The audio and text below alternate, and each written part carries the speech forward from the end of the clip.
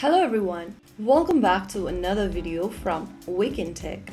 In this video, we are going to be learning how you can speed up videos in Bilibili.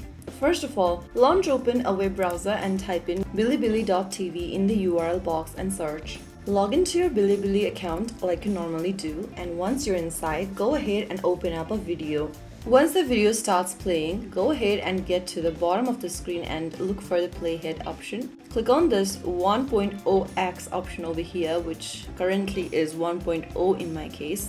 Once you do that, you'll be able to open up this expanded menu where you can speed up the video by clicking on the option above 1.0 and further. Select the speed option. If you want faster, then you need to go ahead and choose the 1.25x or above it according to the speed you want for the video. Simply click on the speed button you want and play the video, and you'll be able to see the video has been speed up. So there you have it. That is how you can choose your speed and speed up a video on Bilibili. If you found the video helpful, don't forget to like, share and subscribe to our channel. I'll see you again in the next video. Thank you for watching.